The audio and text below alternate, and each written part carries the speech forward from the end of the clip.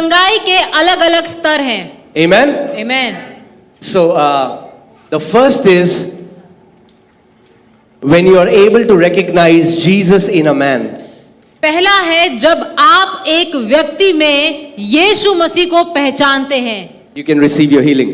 आप अपनी चंगाई को ले सकते हैं। But that's the basic level. लेकिन वो एक बहुत ही basic, It's the elementary level. वो सबसे शुरुआती स्तर है। Amen? Amen. The second level is Jesus as the Word of God. दूसरा स्तर है यीशु मसीह जो परमेश्वर का वचन है। When you're able to receive the Word as knowing that Jesus Himself is the Word of God. जब आप परमेश्वर के वचन को ये मानकर ग्रहण करते हैं कि वचन ही यीशु है। And the third level is और तीसरा स्तर है Jesus in you. यीशु मसीह आप में। Did you get what I said? आपको समझ आया? Jesus in a man, यीशु मसीह एक व्यक्ति में, Jesus as the Word, यीशु मसीह वचन, and Jesus in you.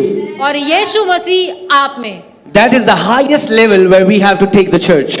और ये वो सबसे ऊंचला स्तर है जहां पर हमें उसकी कलीसिया को लेकर जाना है। Amen? Amen. But God wants to minister healing to people at the level where they are. लेकिन परमेश्वर चंगाई की सेवकाई लोगों के साथ उस स्तर पे करना चाहता है जिस स्तर पर लोग हैं। Amen? So the first type of healing which is ministered in the church is healing through the laying off of on hands. तो जो पहला तरीका जो है, जो कलीसिया में जिस तरीके से चंगाई की सेवकाई की जाती है, वो है बीमारों पर हाथ रखकर करने की। It's healing through a physical contact. वो है चंगाई जब हम किसी के ऊपर हाथ रखते हैं। We read that in Mark 16:17. Jesus said, "These signs will follow them that believe. In my name they will lay hands on the sick, and sick will recover." जैसा यीशु ने मरकुस 16:17 में कहा कि जो मेरे नाम पर विश्वास करते हैं वो बीमारों पर हाथ रखेंगे और बीमार लोग चंगे हो जाएंगे। Amen. Let's go to Luke chapter 13. We'll read from 11 till 13. लूका 13:11 से 13 हम Luke पढ़ेंगे। 13:11 till 13. लूका 13:11 से 13 हम पढ़ेंगे। Jesus saw a woman bowed over with a spirit of infirmity, and he laid his hands on her, and immediately she was made straight and glorified God. और यहाँ पर लिखा है कि एक स्त्री जो बीमार थी उस पर यीशु मसीह ने अपना हाथ रखा तो वो चंगी हो गई। Amen. She was bowed over. वो कुबड़ी थी और यीशु मसीह ने जब उस पर हाथ रखा तो वह तुरंत सीधी हो गई और परमेश्वर की बड़ाई करने लगी। Amen. Now understand, church, this is the kindergarten level to minister healing. अब ध्यान से सुनिए, ये जो तरीका है ये सबसे बेसिक तरीका है चंगाई पाने का। Amen. When Jesus was walking on the earth, people did not know that he's God in flesh. जब यीशु मसीह इस धरती पर चल फिर रहा था, लोगों को नहीं पता था कि यीशु मसीह ही वो परमेश्वर है जो देह में यानी शरीर में आया है। Why were they getting healed?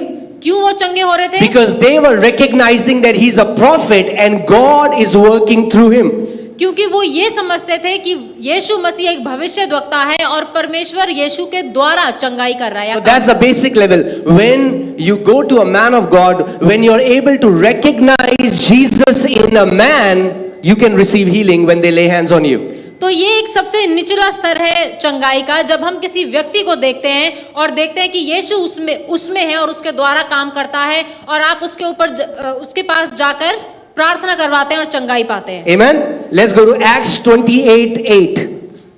प्रेरित 28:8. प्रेरितों के काम 28 का 8 हम देखें। The father of Publius lay sick of a fever and of a bloody flux. Paul went in and prayed and laid his hands on him and healed him. Publius का पिता जवर और आंव लहू से रोगी पड़ा था, सो पौलुस ने उसके पास घर में जाकर प्रार्थना करी और उस पर हाथ रखकर उसे चंगा किया। What happens when you lay hands on a sick person? क्या होता है जब आप एक बीमार व्यक्ति के ऊपर अपना हाथ रखते हैं? The anointing in you goes to that person and defeats that sickness, blasts that sickness out of that body. जो अभिषेक आप में है, जब आप हाथ रखते हैं तो वो उस व्यक्ति में वो अभिषेक जाता है और जो वो बीमारी है उससे लड़ता है, उससे हरा देता है। Amen, church? You know, anointing is like electricity. Electricity. जो अभिषेक है वो बिजली की तरह है। It can flow, anointing can be transferred to human beings and anointing can be transferred to objects. जो अभिषेक है वो ट्रांसफर किया जा सकता है, किसी भी व्यक्ति को दिया जा सकता है या किसी चीज में जाया जा सकता है। Amen? So Jesus gave this commandment to all the believers यीशु मसीह ने ये आज्ञा सारे विश्वासियों को दिया that everyone can operate in this elementary level of ministering the healing to the sick. कि हर एक विश्वासी जो कोई भी बीमार है उसके लिए ये हाथ रखकर प्रार्थना कर सकता है। Now when electricity flows, जब ये जो बिजली है जब ये बहती है, there are metals which are good conductors of electricity and there are objects that are bad conductor of electricity. तो जब ये बिजली बहती है क्या होता है कि कुछ मेटल्स ऐसे हैं जो बहुत अच्छे से इस बिजली को ग्रहण करते हैं, कुछ है जो नहीं करते, And the electricity can pass through them. और जो बिजली है वो उनसे बह जाती है। Amen? The way you can become an awesome conductor of anointing is by faith. और सबसे अच्छे तरीके से जो आप ये जो अभिषेक है उसको प्राप्त कर सकते हैं वो है विश्वास के द्वारा। Amen?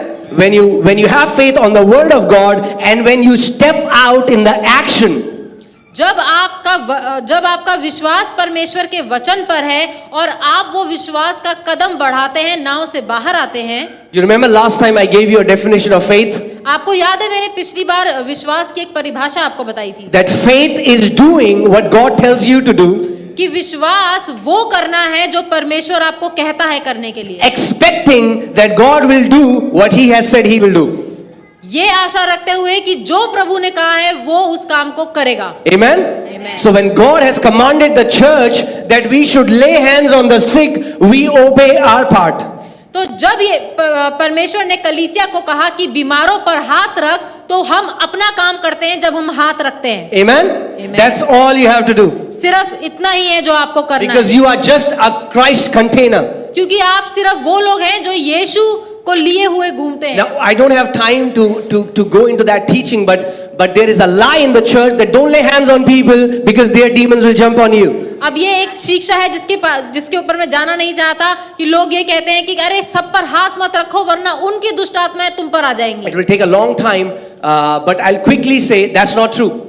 बहुत लंबा समय लगेगा ये बताने में, लेकिन मैं ये कहना चाहता हूँ कि ये बिल्कुल गलत है। And this teaching comes from the verse in Timothy where Paul tells Timothy, don't be quick to lay hands on people. और ये जो शिक्षा है ये इस वचन से आई है जहाँ पौलुस तिमुथियुस को कहता है कि जल्दी से अपना हाथ हर किसी पे मत रख। That when he was saying that, he was talking about ordination and not laying off on hands for the sick. जिस समय पौलुस ये बात तिमुथियुस को कह रहा था उसका मतलब था कि जल्दी से अपना हाथ ना रख, लोगों को Like don't appoint them as leaders in the church. उनको अगुओं की तरह नियुक्त करने के लिए इतना जल्दबाजी ना दिखा। Amen. Because if you're afraid, you will lay hands on some sick person and their demon will jump on you. My question is, will your Jesus run away from you?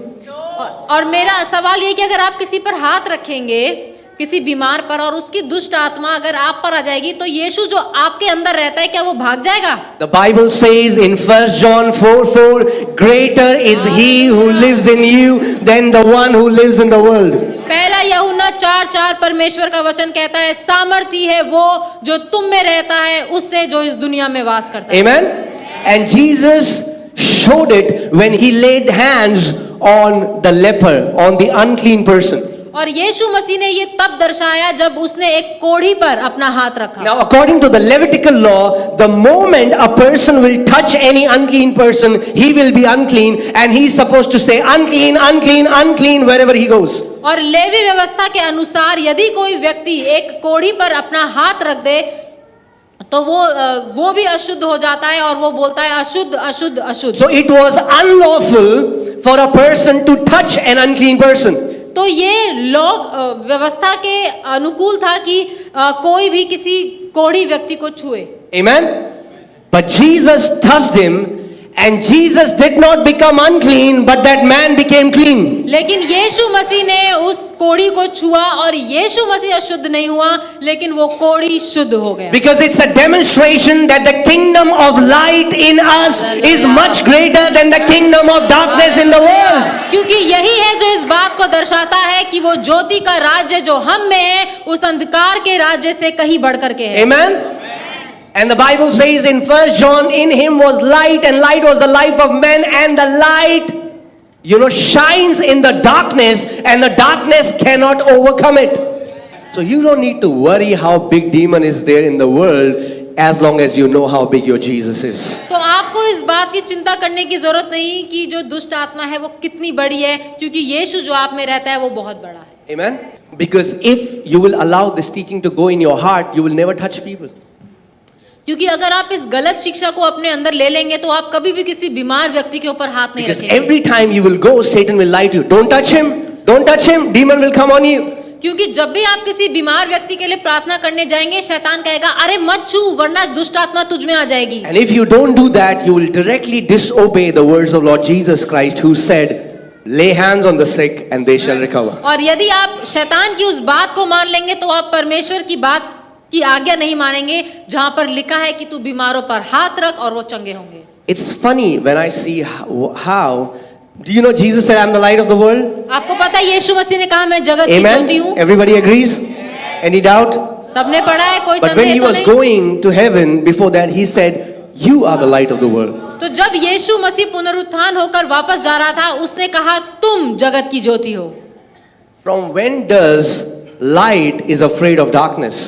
ऐसा कब से होने लगा कि ज्योति अंधकार से डरने लगी? Amen? So guys, I don't have much time on this. Maybe sometime I'll take you through the elementary teachings. Hebrews 6, it talks about laying off on hands, but some other day.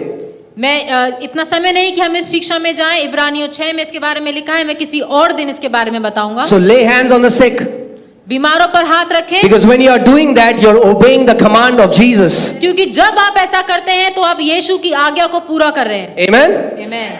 So that is the healing that happens through laying off on hands. तो ये वो चंगाई है जो बीमारों पर हाथ रखने के द्वारा मिलती है। Then James 5:14 to 15. Yakub 5 14 and 15.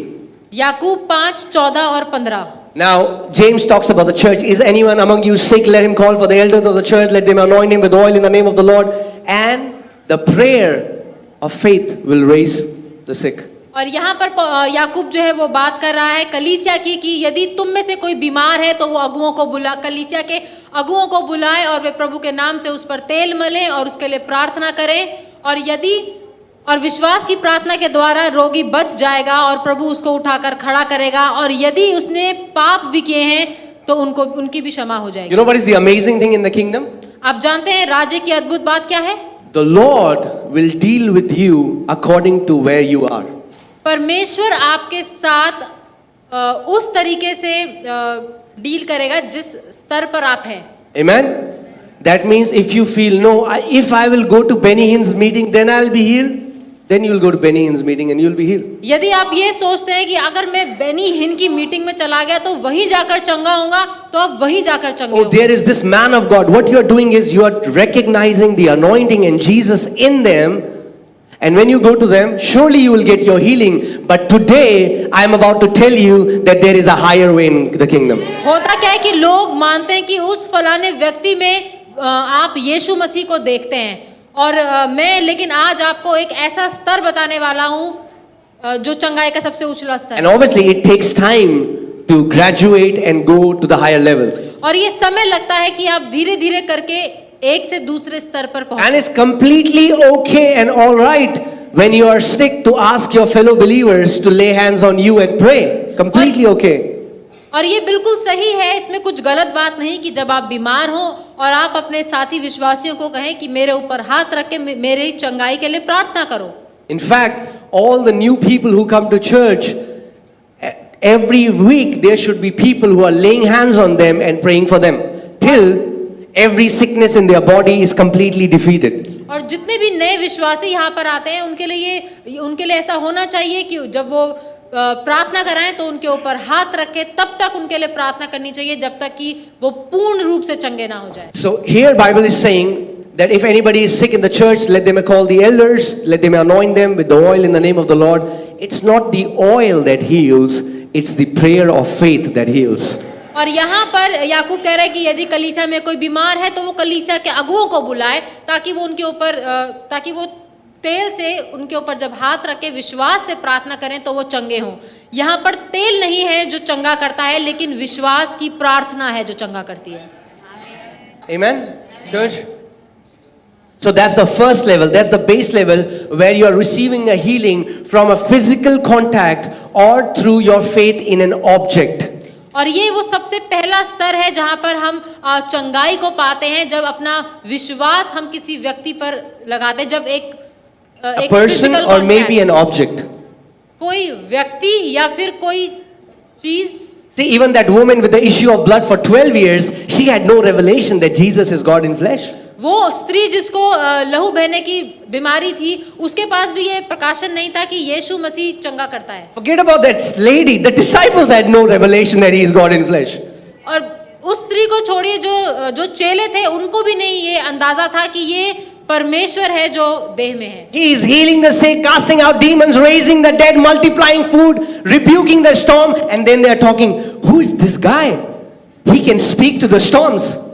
और यीशु मसीह जिसके साथ वो चलते फिरते थे, वो बीमारों को चंगा कर रहा है, मुर्दों को जिंदा कर रहा है, आंधी को डांट रहा है, और चेले कह रहे हैं कौन है ये जिसकी आंधी भी जिसकी बातें सुनती है। That woman recognized Jesus as the prophet of God, as a man of God. वो स्त्री जिसको लहू बहने की बीमारी थी, वो यीशु मसीह को परमेश्वर का एक भविष्यद्वक्ता समझती थी। And she made this condition.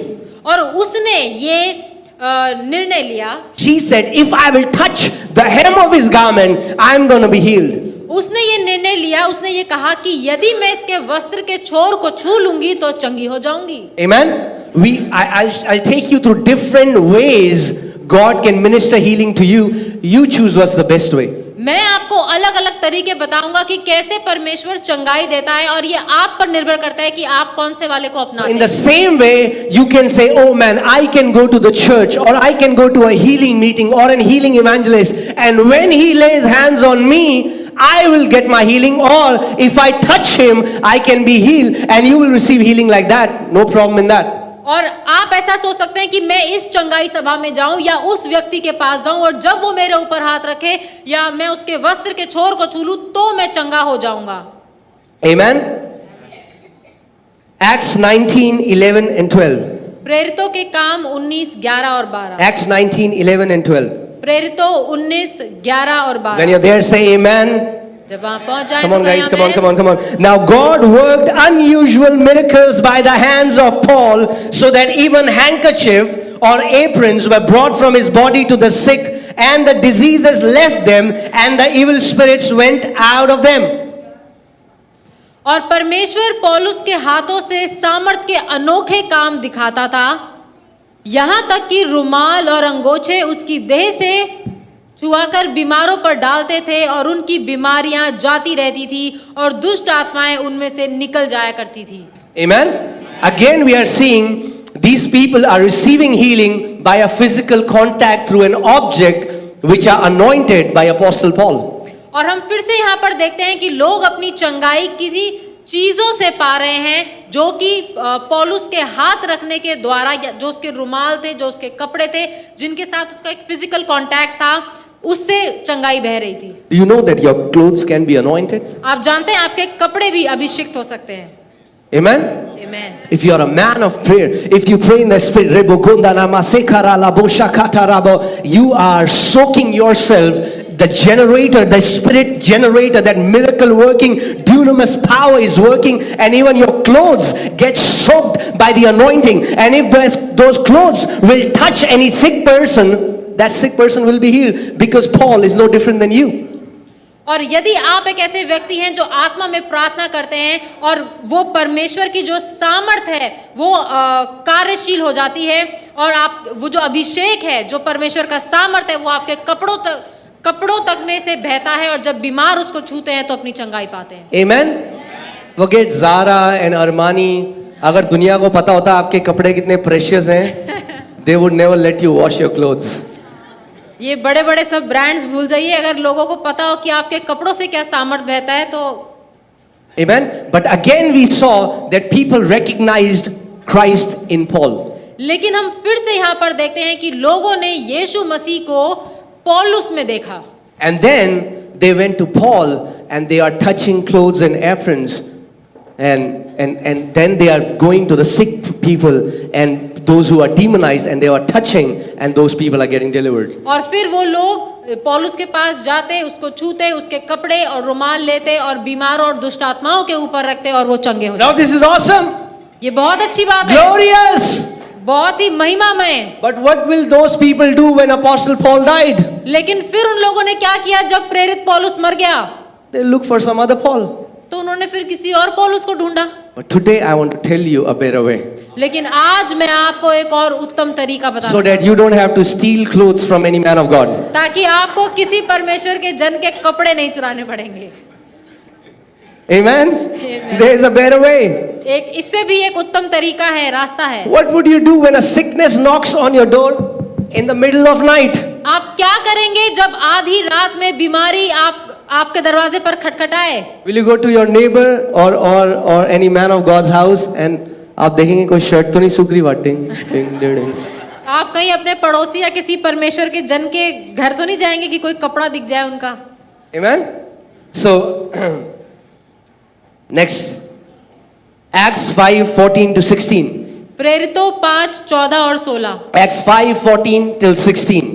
And believers were increasingly added to the Lord, multitudes of both men and women, so that they brought the sick out into the streets and laid them on beds and couches, that at least the shadow of Peter passing by might fall on some of them. और विश्वास करने वाले बहुतेरे पुरुष और स्त्रियां प्रभु की कलीसिया में और भी अधिक आकर मिलती रही, यहाँ तक कि लोग बीमारों को सड़कों पर ला लाकर खाटों और खटोलों पर लिटा देते थे कि जब पतरस आए तो उसकी छाया ही उनमें से किसी पर पड़ जाए। Now let me tell you how easily we have believed teachings without ourselves studying the word of God. Studying the word. और मैं आपको बताना चाहता हूं कि हमने कितनी आसानी से परमेश्वर की शिक्षाओं पर हमने भरोसा कर लिया बिना उसको खुद जांचे परखे और पढ़े हुए। Do you know the Bible never says that Peter's shadow healed the sick?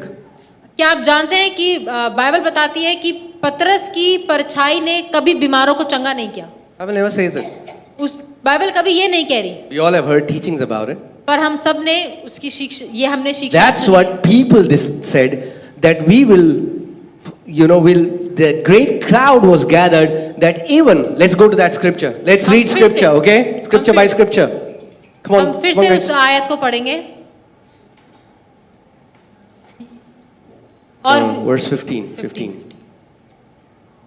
यहाँ तक कि लोग बीमारों को सड़कों पर ला लाकर खाटों और खटोलों पर लिटा देते थे कि जब पतरस आए तो उसकी छाया ही उनमें से किसी पर पड़ जाए। That English Bible says that at least the shadow of Peter passing by might fall on some of them.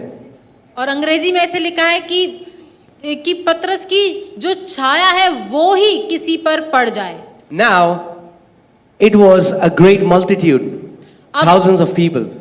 अब यहाँ पर जो बात की जा रही है, बहुत सारे लोग थे। Okay? If it was Peter's shadow that was healing, then only those people were supposed to be healed on whom Peter's shadow would have fallen. तो अगर पतरस की जो छाया थी, जो परछाई थी, सिर्फ वही चंगा कर रही थी, तो इसका मतलब कि पतरस की परछाई जिन लोगों पर पड़ी सिर्फ वही चंगे हुए। Guys, are you getting what I'm saying? आप समझ रहे हैं मैं क्या Are कह you रहा हूं? alive? Okay, next verse. अगली आयत। Next verse. Okay. Also, a multitude gathered from the surrounding cities to Jerusalem, bringing sick people and those who were tormented by unclean spirit, and they were all healed. The Bible never says that they were healed by his shadow. और यहाँ पर लिखा है, और यरूशलेम के आसपास के नगरों से भी बहुत लोग बीमारों और अशुद्ध आत्माओं के सताए हुओं को ला लाकर इकट्ठे होते थे और सब अच्छे कर दिए जाते थे। और Guys, are you getting what I'm saying? और यहाँ पर कहीं ये नहीं लिखा कि पतरस की परछाई से लोग ठीक हुए, Because the Bible says they all were healed. क्योंकि बाइबल कह रही है सब जितने वहां आए थे सबने चंगाई पाई। And the people were sitting, waiting, let his shadow fall on some people. और वहां पर कुछ लोग थे जो कह रहे थे, जो बैठे थे इस इंतजार में कि बस पतरस की परछाई ही पड़ जाए। Again, their faith was in a man in whom Jesus lives. और फिर से यहाँ पर लोगों का हम देखते हैं विश्वास एक व्यक्ति पर जिसके अंदर वो यीशु को देखते हैं। That's the elementary faith. ये एक सबसे निचला स्तर है विश्वास का। Amen, guys?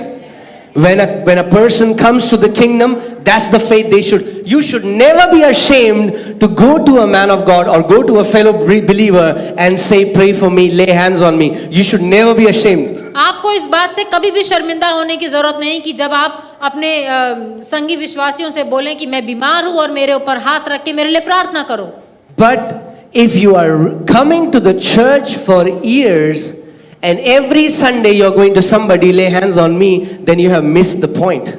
लेकिन अगर हर रविवार सालों पर सालों आप यही करते आ रहे हैं कि हर रविवार आप किसी के पास जाएं और कहें मेरे सिर के ऊपर हाथ रख के मेरी चंगाई के लिए प्रार्थना करो, तो आप कहीं चूक गए हैं।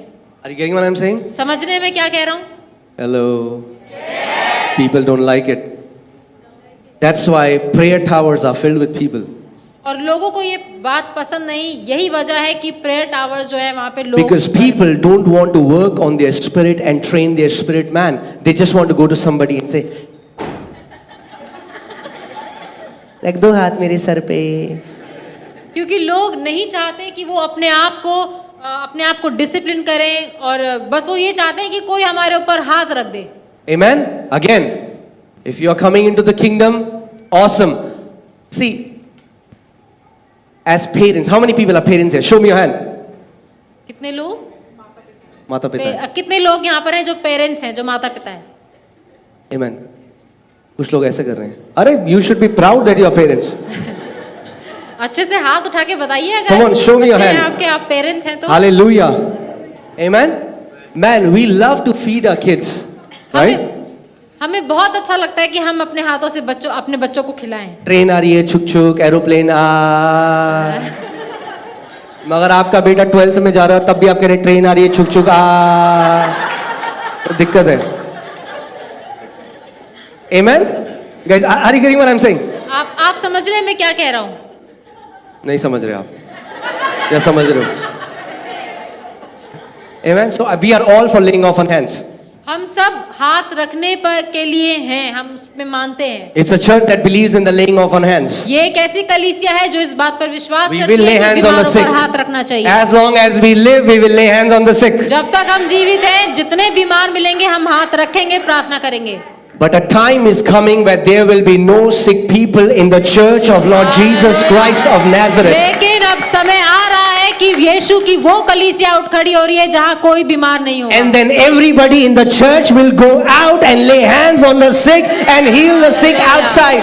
और फिर कलीसिया में जितने लोग हैं वो बाहर जाएंगे और जितने बीमार लोग हैं उनके ऊपर हाथ रखेंगे और चंगाई पाएंगे। Let's defeat the sickness in the house of God and then we will defeat the sickness outside in the world. पहले बीमारी को परमेश्वर के घर में हम हराएंगे और फिर दुनिया में जाकर के बीमारों को चंगा करेंगे। Hallelujah. Hallelujah. So we all saw in this first elementary level, तो हमने सबसे पहले जो ये बेसिक जो स्तर है, सबसे निचला स्तर हमने देखा that it's receiving healing through a physical contact by recognizing Jesus in a man. कि हमने देखा कि हम चंगाई को पा सकते हैं जब हम किसी व्यक्ति में यीशु को देखते हैं और उसके हाथ रखने से चंगाई को पाते हैं। Amen.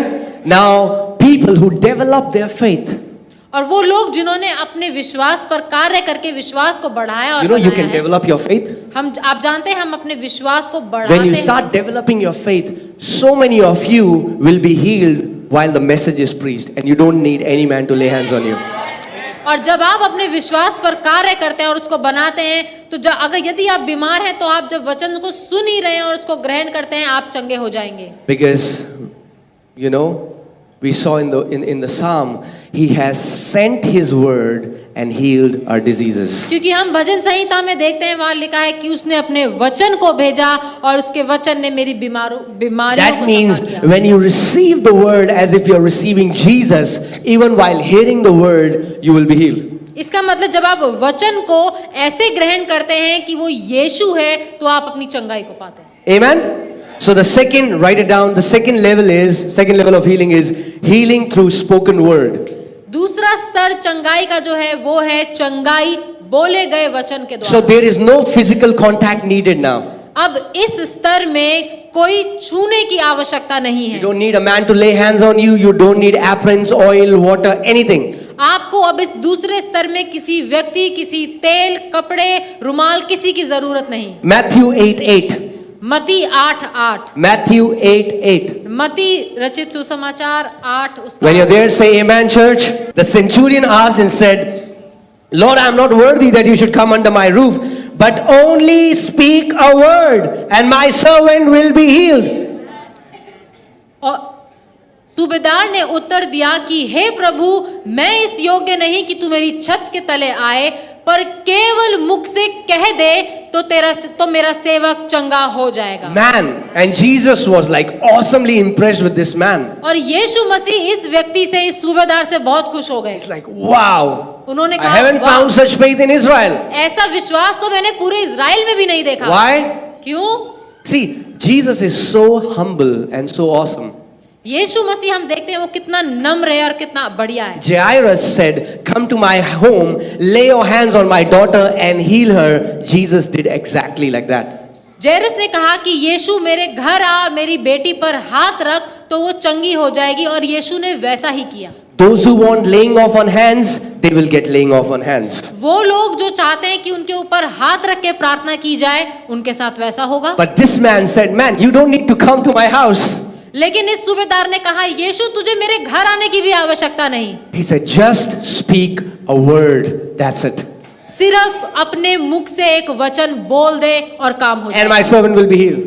और मेरा सेवक चंगा हो जाएगा। And Jesus like, wow, man, you are getting it. You are getting it. और यीशु मसीह बहुत खुश हो गए, उन्होंने कहा ऐसा ही होगा। Amen. And the Bible says that his servant was healed in the house. Jesus spoke a word. और बाइबल बताती है कि सूबेदार का जो सेवक था वो उसी समय चंगा हो गया जब यीशु ने बोला।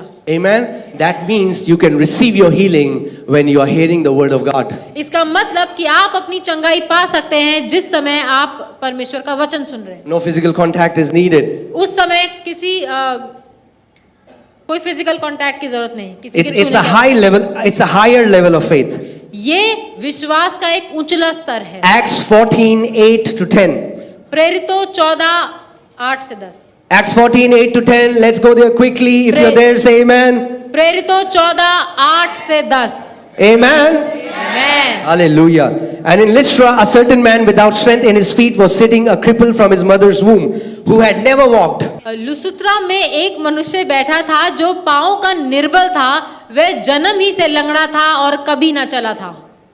Now, I want you to pay attention to what the scripture is saying. This man had never walked. अब ध्यान से सुनिए, यहाँ पे वचन बता रहा है कि ये व्यक्ति कभी नहीं चला। It was not a headache, stomach ache. This man is completely lame from his mother's womb. ये कोई सिर दर्द, पेट दर्द नहीं था, लेकिन ये व्यक्ति कभी नहीं चला था, वह जन्म से ही लंगड़ा था। Now hear the key. अब ध्यान से सुनिए उस भेद की बात Come को। on, turn to your neighbor and say, hear the key.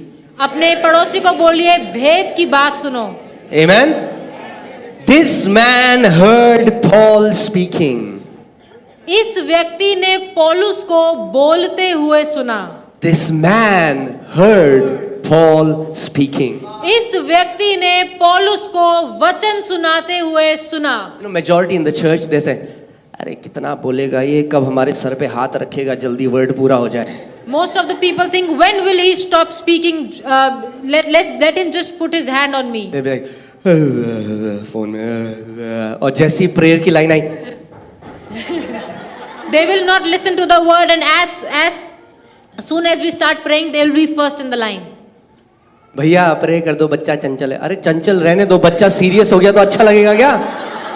सोचो आपका बच्चा ऐसा है, मम्मी रोटी बना दो, अरे बच्चे चंचल ही प्रभु ने बनाए, चंचल ही अच्छे लगते हैं, चंचल रहने दो उनको। Amen? So this man heard Paul speaking. इस व्यक्ति ने पौलुस को प्रचार करते हुए सुना। Amen? And what happens? Faith comes by and hearing by विश्वास कैसे आता the... है? Woo! When you hear the word of God with honor, this faith arises in your heart, and by that faith you can receive your miracle. जब आप परमेश्वर के वचन को आदर के साथ सुनते हैं तो ये जो वचन है ये कार्यशील हो जाता है, ये काम करता है। That's what people don't understand. The key is in hearing the word of God intently. ये भेद की बात है जो लोग समझते नहीं कि परमेश्वर के वचन को ध्यान से आदर के साथ वो सुने। This man heard Paul speaking. इस व्यक्ति ने पौलुस को प्रचार करते हुए ध्यान से Now read सुना। this. Paul observing him intently and seeing that he had faith to be healed. और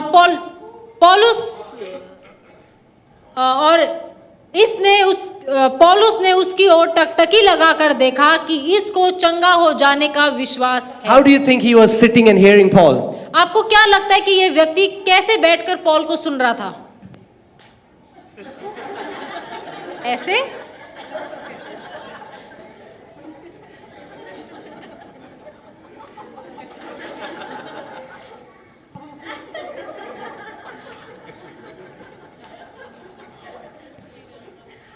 कितनी देर और प्रचार होगा? You think this is how he was hearing? क्या आपको लगता है कि वो इस तरीके से सुन रहा था? Paul saw him. Man, he was so excited with the word. Paul said, man, he is going to receive his healing today. और जब पौलुस ने उसको देखा, उसने देखा कि ये तो बहुत ही आनंद और आदर के साथ वचन को ग्रहण कर रहे हैं और इसके पास विश्वास है कि वो अपनी चंगाई को ग्रहण I've करेंगे। taught you earlier, expectation is the breeding ground of miracle. Expectation brings manifestation. और मैंने आपको पहले ही बताया है कि आशा के साथ जब आप वचन को सुनते हैं, जो आशा है वो चमत्कार को लेकर आती है। Amen. And Bible says Paul टकटकी लगा के देख रहा था उसे। और कहता, कोई और करे ना करे, इसको मजा आ रहा है मेरे वर्ड में। Amen. And Paul understood it, man. He's receiving the word. और पौलुस कह रहा है कि ये जो व्यक्ति है ये वचन को ग्रहण कर रहा है। Now see what happens. Paul, he said with a loud voice, stand up straight on your feet, and he leaped and walked. और ऊंचे शब्द से पौलुस ने कहा, अपने पांव के बल सीधा खड़ा हो, तब वह उछलकर चलने फिरने लगा। The moment Paul released the word, he didn't say. Paul spoke a word, he received a word, and the spoken word manifested healing in his body. और पौलुस ने तब ये नहीं कहा कि इधर आ मैं तेरे ऊपर हाथ रखूं, लेकिन पौलुस ने वचन बोला और उस लंगड़े व्यक्ति ने उसे ग्रहण किया और अपनी चंगाई पा ली। You know, the amazing thing is, see how excited he was. Paul said, stand up. The Bible says he leaped. देखिए कितना अच्छा है, यहाँ पर पौलुस कहता है खड़ा हो जा, और बाइबल कहती है कि वो लंगड़ा व्यक्ति उछल गया, वो उछल कर खड़ा हुआ। He could have done this. You know what he did? Woo! That's what he did. He leaped. वो लंगड़ा व्यक्ति सिर्फ खड़ा नहीं हुआ, लेकिन वो उछल कर खड़ा हुआ आनंद से। Faith will not only give you the power to stand up, but faith will give you the power to leap over your situations. Amen. विश्वास आपको सिर्फ ये सामर्थ नहीं देगी कि आप खड़े हो, लेकिन आप अपनी परिस्थितियों के ऊपर उछले कूदे। If you feel that you have been crippled in certain areas in your life, man, today the word is here for you to leap over your situations. Hallelujah. Leap over your situations. अगर आप अपनी ऐसी परिस्थितियों में हो जहां पर आपको लग रहा है कि आप वहां पर कुछ नहीं कर पा रहे हैं, आप उस परिस्थिति में लंगड़े हो गए हैं, तो परमेश्वर आपको ऐसा विश्वास आपको वो सामर्थ देगा कि आप उछले कूदे। Amen. Isn't it amazing that he first leaped and then he walked? कितना अद्भुत है, कितना अच्छा है ये कि वो लंगड़ा पहले उछला और फिर चलने लगा। Hallelujah, man. Hallelujah. We need faith like that in the church today. जरूरी है कि कि कलीसिया में हमारे पास ऐसा विश्वास हो। And you know what was his part? और आप जानते हैं इसमें उस लंगड़े व्यक्ति का क्या भाग था? That he heard Paul. कि Hallelujah. उसने पौलुस को ध्यान से सुना। That's it. सिर्फ इतना, Because faith comes by hearing. क्योंकि विश्वास सुनने से आता है। That's what people don't understand. यही है जो लोग समझते नहीं हैं। If rather than running from one man of God to another man of God, they would have only heard the word of God. Man. एक व्यक्ति से दूसरे व्यक्ति के पास भागने की बजाय ये जरूरी है कि हम परमेश्वर के वचन को ध्यान धरकर सुने। Amen? Amen. Hallelujah. So that was the first, that is the second level of faith, healing by the spoken word. अब हमने देखा कि ये दूसरा स्तर था, वो थी चंगाई जो बोले हुए वचन के द्वारा आती है। How Jesus healed.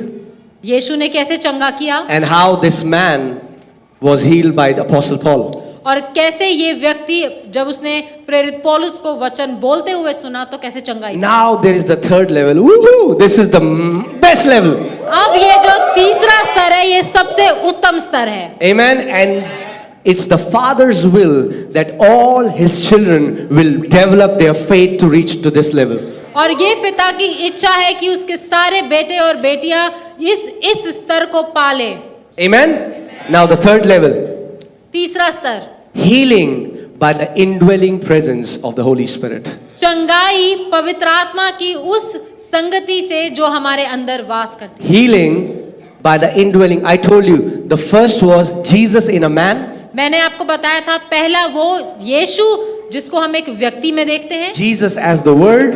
यीशु मसीह वचन के द्वारा, And third is Jesus in you. और तीसरा यीशु मसीह जो आप में रहता है। And the beautiful thing about the third part is, और सबसे खूबसूरत बात इस तीसरी बात की ये है, this third level of healing is, इस तीसरे स्तर की सबसे अद्भुत बात not है, only you can defeat the deadliest sickness on the earth, you will live a vibrant and healthy life. कि आप सिर्फ बीमारी को हरा ही नहीं देते, लेकिन आप जीवन भर एक दैवीय चंगाई में जीते हैं। Amen. You want to know that? आप जानना चाहते हैं? Romans 8:11. रोमियो 8 उसका 11। When you're there, say Amen. जब वहां पहुंच जाए कहें आमेन। I am giving you the key to live a sickness-free life. मैं आपको वो भेद की बात बता रहा हूं जिससे कि आप एक बीमारी मुक्त जीवन जिएंगे। It will not happen automatically. ये अपने आप तो नहीं It will होगा, not happen in a day. सिर्फ एक दिन में नहीं हो You will have जाएगा। to develop and meditate this scripture for days and months, and then you will start seeing changes in your body. ये जरूरी है कि आप परमेश्वर के वचन पर दिन महीनों आप उस पर अध्ययन करें, उस पर मनन करें, तब आप रिजल्ट्स देखेंगे। Oh, okay. Can we read it together, church? आइए हम इसे साथ में Okay. पढ़ेंगे। 1, 2, 3. But if the spirit of him who raised Jesus from the dead dwells in you, he who raised Christ from the dead will also give life to your mortal bodies through his spirit who dwells in you. Okay, now we'll do one thing. Instead of you, we'll put me. अब हम यहाँ पर जहाँ पे तुम लिखा है वहाँ पे मैं बोलेंगे। Ready? Okay, and then we'll read it in Hindi together. और फिर हम हिंदी में पढ़ेंगे। Okay. 1, 2, 3, start. But if the spirit of him who raised Jesus from the dead dwells in me, he who raised Christ from the dead would also give life to my mortal body through his spirit who dwells in me. Now in Hindi. Hallelujah. तुम में की जगह मुझ में. Okay? 1, 2, 3. और यदि उसी का आत्मा जिसने यीशु को मरे हुओं में से जिलाया मुझ में बसा हुआ है, तो जिसने मसीह को मरे हुओं में से जिलाया वह मेरी मरणहार देह को भी अपनी आत्मा के द्वारा जो मुझ में बसा हुआ है जिलाएगा। Amen. Woo. Do you know that the writer of Romans, Paul, he's stressing one thing again and again? क्या आप जानते हैं कि रोमियो का ये जो जिसने लिखा है पौलुस, वो बार बार एक बात पर जोर डालता है। What? क्या? That he dwells in you. कि वो तुम में रहता है। Amen? I mean, like he's repeating the same word in one verse. कि वो बार बार इस एक ही बात को बार बार दोहरा रहा है कि वो तुम में रहता है। Now I want you to imagine. Come on. अब मैं चाहता हूं कि आप इस बात की Use कल्पना the करें। horses of your imagination. आप कल्पना करें, दिमागी घोड़े दौड़ाएं. दिमागी घोड़े दौड़ाएं। Okay? Jesus was dead. यीशु मसीह मर चुका है। Now there is no greater miracle than raising a dead. अब इससे बड़ा कोई चमत्कार नहीं कि कोई मरे हुए को जिंदा कर दे। Amen. Tell me, getting healed from a cancer is easy or raising a dead is easy?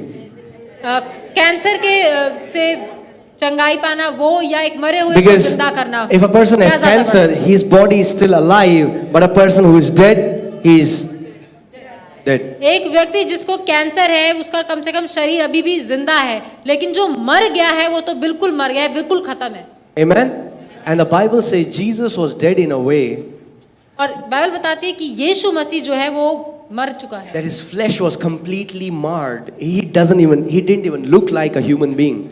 और बाइबल बताती है कि यीशु मसीह वो एक इंसान की तरह भी नहीं लग रहा था। He was beaten so badly. उसको इतनी बुरी तरीके से मारा था। All the blood, water came out. सारा जो लहू और पानी था वो बाहर बह चुका था। Now resurrection. और The अब Spirit of glory, Holy Spirit, resurrected Jesus.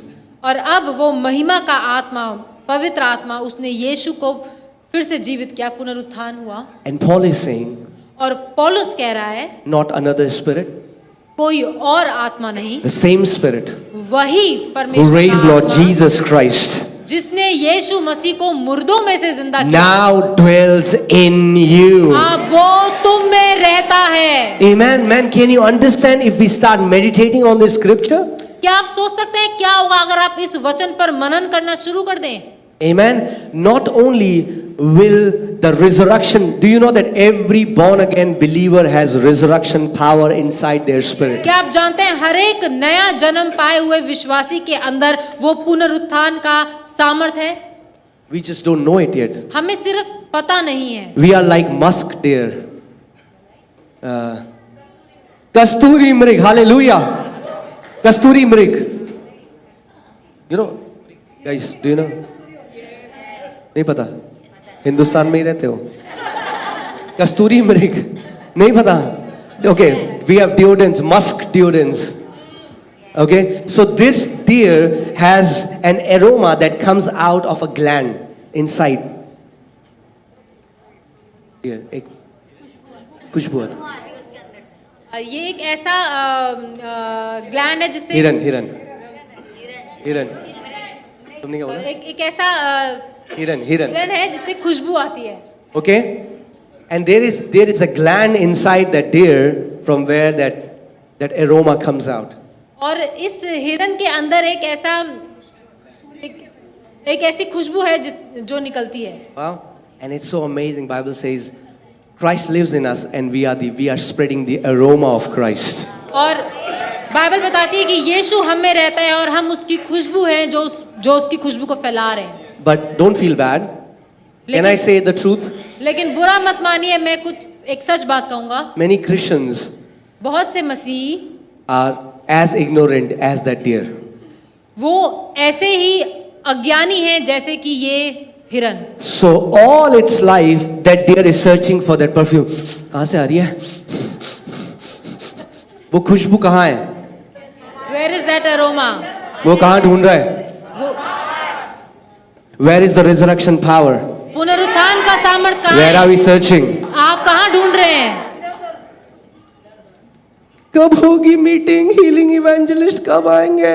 अरे जो रिजरेक्शन पावर उस हीलिंग इवेंजलिस्ट के अंदर है वही रिजरेक्शन पावर आपके अंदर भी है। The resurrection power that healing evangelists have, you also have it.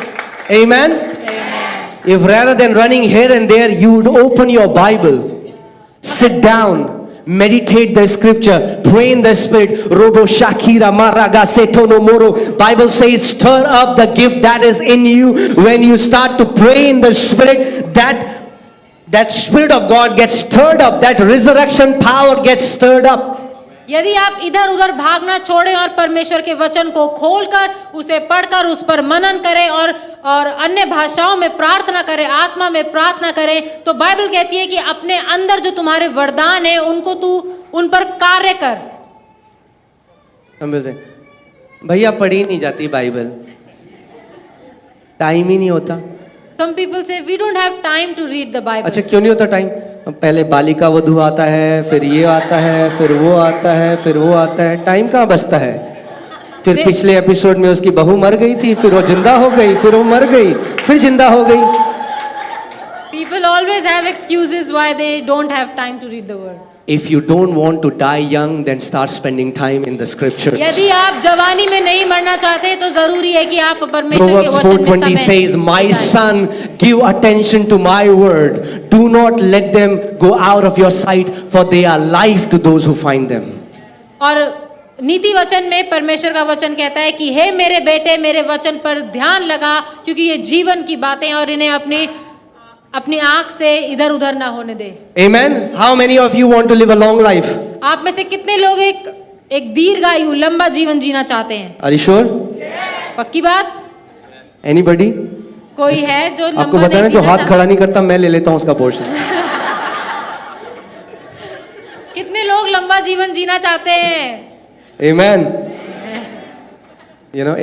एक बारी हमने कहा कितने लोग यहाँ ब्लेस होना चाहते हैं, तो एक आंटी ने हाथ खड़ा, उनके पति नहीं हाथ खड़ा कर रहे थे। मैंने कहा जिसका हाथ खड़ा नहीं है मैं ले लूंगा, अपने पति को करी, करो करो हाथ खड़ा करो तुम।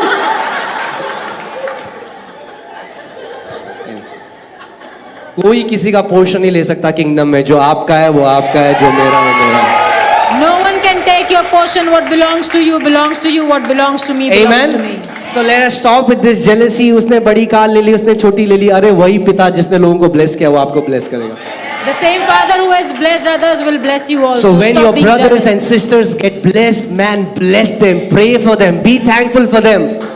भाई बहनों के लिए आपस में प्रार्थना करें, उन्हें आशीषित करें, उनके लिए धन्यवादित हो। हालेलुया। हम कहाँ कस्तूरी मृग से भाई बहनों में चले गए। Okay. So guys, then I'm just ending my message. What I'm saying is, recognize what you carry.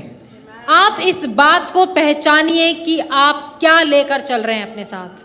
You know, in US, America में there was a big businessman and he was alone. His family had died earlier. एक businessman थे और वो अकेले थे, उनका जो परिवार था वो बहुत पहले मर चुका था। And he had a caretaker. He had a woman who used to cook food for him and take care. और एक स्त्री थी जो उनका ख्याल रखती थी, एक आयासी मतलब एक मेड थी, उनके लिए खाना बनाती, दवाइयाँ And then देती। before he was dying, he signed the will to that woman and died. और इससे पहले कि जब वो मरने वाले थे, उन्होंने अपनी जायदाद पर दस्तखत किया और उस स्त्री को दे दिया। And after some time, she was found dead in the house of malnutrition because she had not eaten food for weeks. और कुछ समय के बाद जो वो स्त्री थी वो अपने घर में मरी हुई पाई गई, क्योंकि वो उसने काफी समय से खाना नहीं खाया था, उसके पास पैसे नहीं थे कि वो खा सके। And she had put that will, framed it on the wall. और वो जो जायदाद थी जो उस व्यक्ति ने इस स्त्री के नाम करी थी, उसने उस जायदाद को फ्रेम करा के अपनी दीवार पर टांगा हुआ She था। didn't know that she has become the owner of this huge estate. और उस स्त्री को ये नहीं मालूम था कि वो इतनी बड़ी जायदाद की मालकिन बन चुकी है। And that's what many Christians are. और यही है जो बहुत से मसीह लोगों के साथ भी है। They'll flash crosses, they'll flash their Bibles, वो but अपने they will बड़े not बड़े walk in understanding what they carry. वो बड़े बड़े क्रॉस पहनेंगे, अपनी बाइबल दिखाएंगे, लेकिन वो कभी भी इस समझदारी में, इस ज्ञान में नहीं चलते कि क्या है, कौन है जो उनके अंदर रहता है। Amen. The Bible says we are the living epistles. Bible बताती है कि हम वो जीवित पत्रियां हैं। You carry the resurrection power. आप परमेश्वर के पुनरुत्थान के सामर्थ को लेके घूमते That हैं। means every morning when you get up, you have a time of fellowship with the Lord and you close your eyes and you meditate the scripture. The same spirit that raised Lord Jesus Christ from the dead now dwells in me. इसका मतलब हर सुबह जब आप उठते हैं आप इस बात पर मनन कर सकते हैं कि वही परमेश्वर का आत्मा जिसने यीशु को मुर्दों में से जिंदा किया वो मेरे अंदर रहता है।